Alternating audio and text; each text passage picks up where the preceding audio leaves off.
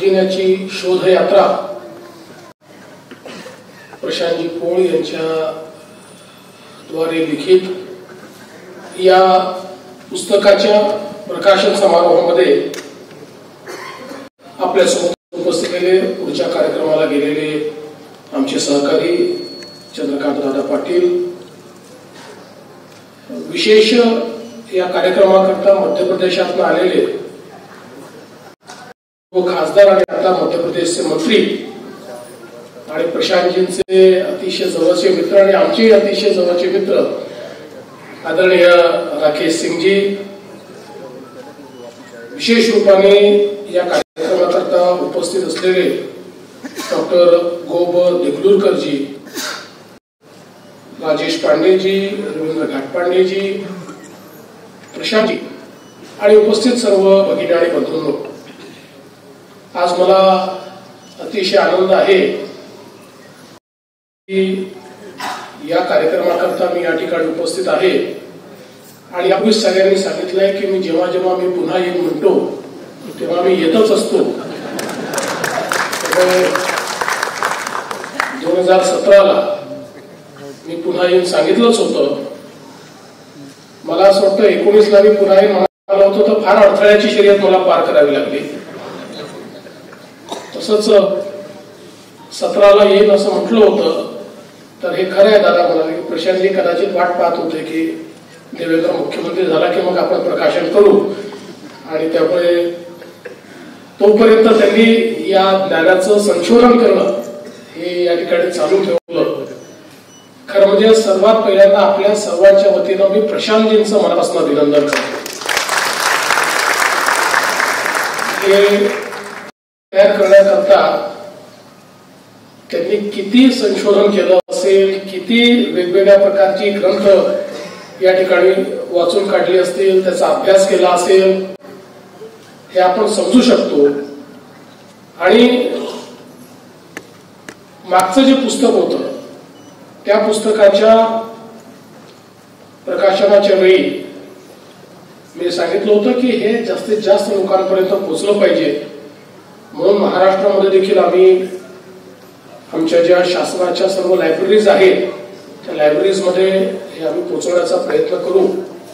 आणि खूप उत्तम प्रतिसाद भारतीय ज्ञानाचा खजिना या पुस्तकाला तेव्हा मिळाला आणि मला हा विश्वास आहे की आता हा जो ज्ञानाचा खजिना आपल्याकडे आलेला आहे, खजिन्याचा जो आपण शोध लावलेला आहे, मला असं वाटतं की तोही जास्तीत जास्त लोकांपर्यंत पोहोचवण्याचा प्रयत्न हा निश्चितपणे आम्ही करणार आहोत.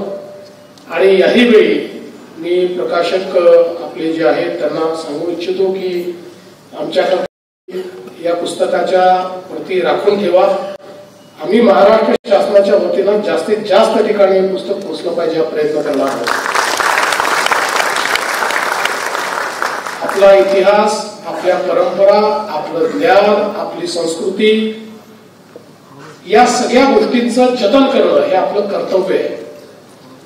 आणि भारतामध्ये तर ज्याचा प्रशांतजींनी उल्लेख केला की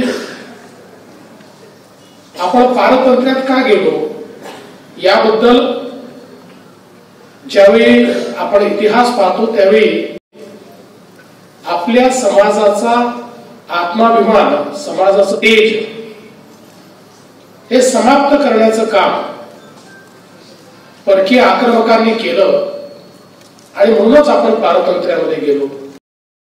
बघितलं असेल तर हे खरंच आहे की भारत एक अतिशय समृद्ध अशा प्रकारचा देश होता आणि म्हणूनच हे सगळे लुटारू भारतामध्ये आक्रमण करायचे आणि या ठिकाणून जो काही आमचा खजिना होता, जो काही आमच्याकडे संपत्ती होती ती संपत्ती लुटून न्यायची.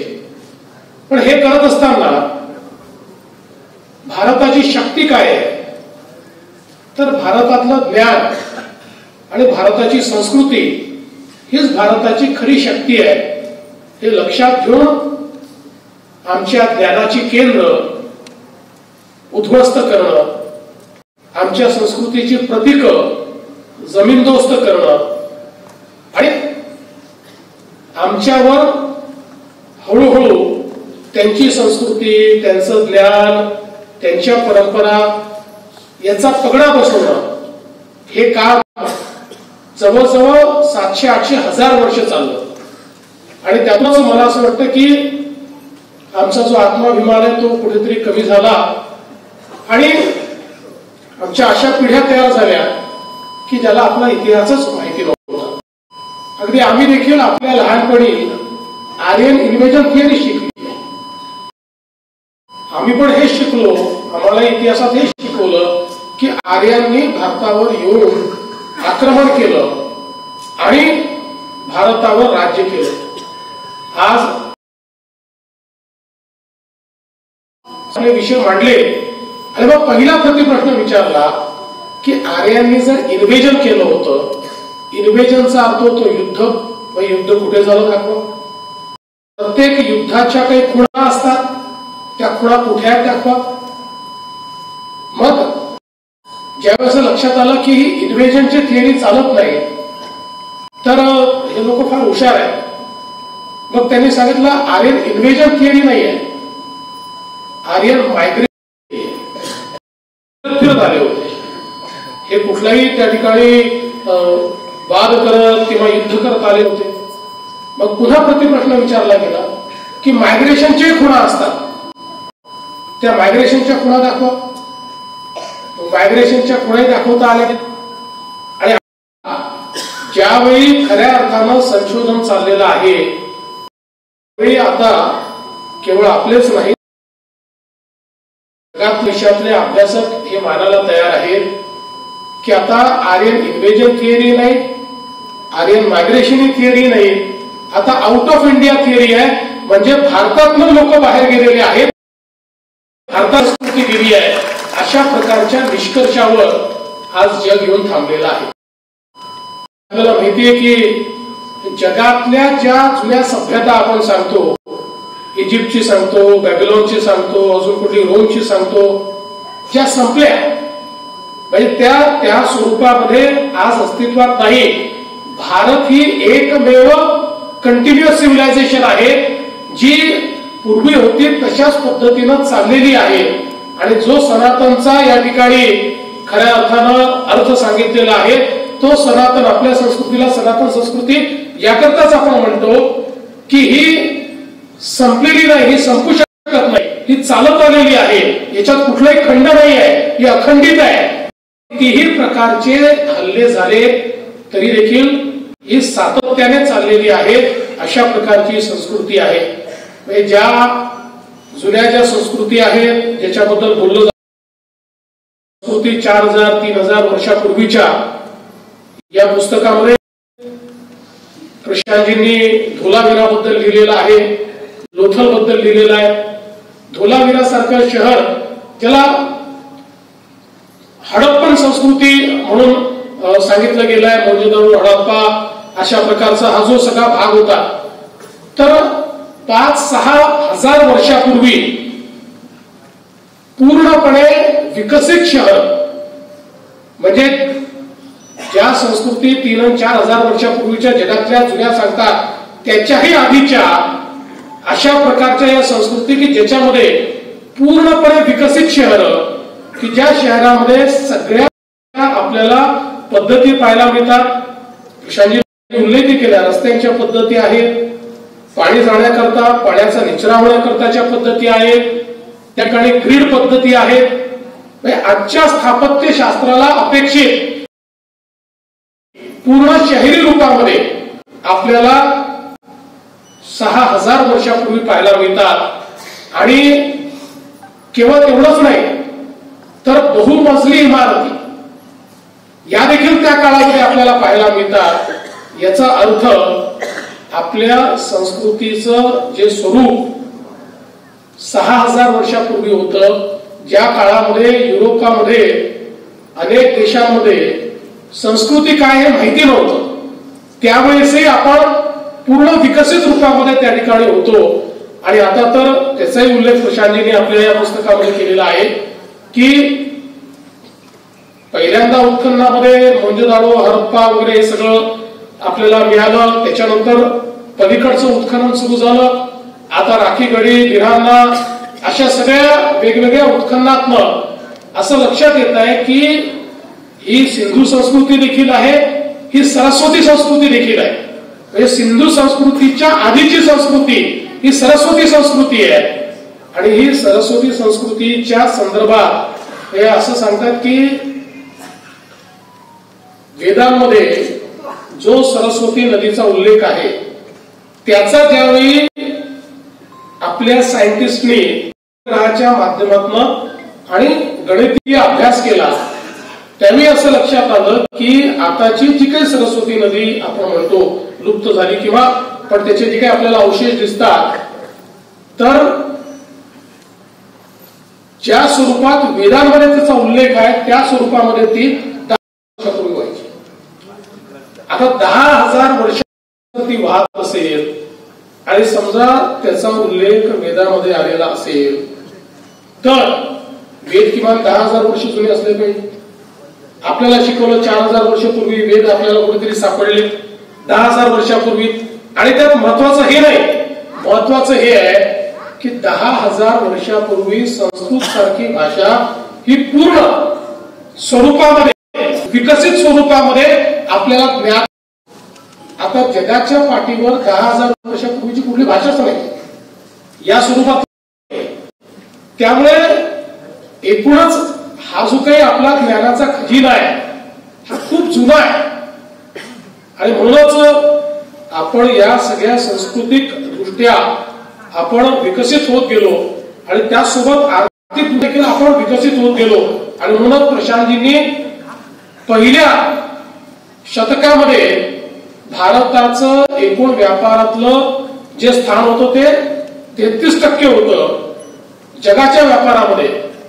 म्हणजे आज आपण जगाचा व्यापार आणि आज आपण ग्लोबल सप्लाय चेन आणि आपण जीडीपीच्या गोष्टी करतो. आपण पहिल्या शतकामध्ये कुठे होतो हे जर आपण बघितलं तर मला असं वाटतं की प्रगती आपली अधोगती झाली आणि आपण जो देश एक अतिशय श्रीमंत देश होता म्हणजे भौतिक दृष्ट्याही आणि सांस्कृतिक दृष्ट्याही त्या देशाला भौतिक दृष्ट्याही लुटलं गेलं आणि सांस्कृतिक दृष्ट्याही समाप्त केलं गेलं. असं सांगतात की ज्यावेळी आपले नालंदाची जो विद्यापीठ ज्यावेळी झालं तर त्यावेळी हा जो चीनी एक पर्यटक आला होता युनक सॅंग त्यांनी त्याचं वर्णन लिहून ठेवलेलं आहे की तिथे किती ग्रंथ होते. आणि ज्यावेळेस जाळलं गेलं तर आता कागद जाळायची किती वेळ लागणार त्याला, पण 3 महिन्यापर्यंत ही सगळी ग्रंथ जळत होती.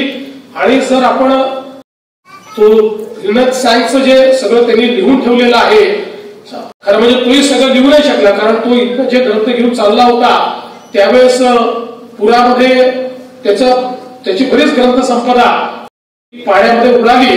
पण तरी देखील भारताच्या संदर्भात किंवा समकालीन जे काही भारत होता त्या संदर्भात ज्या काही लोकांनी लिहून ठेवलेलं आहे त्यातलं ते एक प्रमाण मानलं जातं.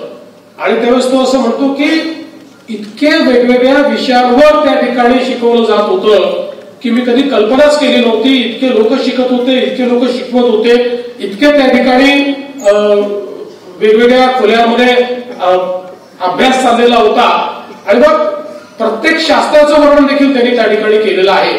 त्यामुळे इतकं मला असं वाटतं की पुढारलेला अशा प्रकारचा आपला हा सगळा देश होता.